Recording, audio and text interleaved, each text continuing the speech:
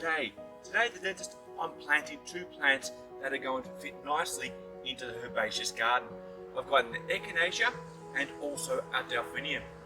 When you're planting plants into an area like this, which is already establishing, what you need to do is get plants of a similar size. Then the plants don't look out of place and you get a very similar flowering time. I'm going to be putting the echinacea just in here. The reason why I'm doing that is because there's a really good gap that needs filling. This plant is roughly going to grow 600 millimeters high, which is about my knee level.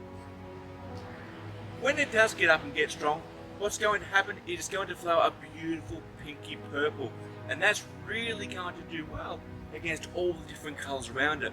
So I'm not just putting the plant and saying that will look nice, I'm actually thinking about the future and how other plants will flower along with the echinacea.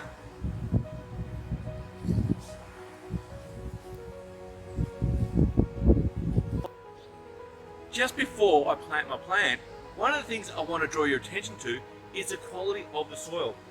A couple of years ago, this was absolutely horrible stuff. It was full of clay.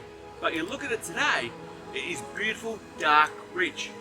It doesn't matter if you've got clay soils, you can still plant plants in this area so long as you follow a few simple instructions that I'll talk about in another clip.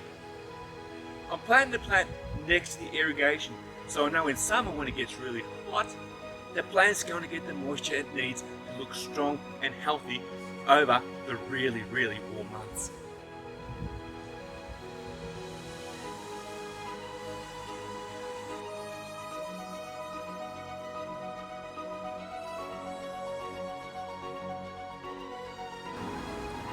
A real quick tip, when you are doing a garden that's going to be full of colour, sometimes you need to add things in the future to balance things out. That's why I've left that spot there beside the post.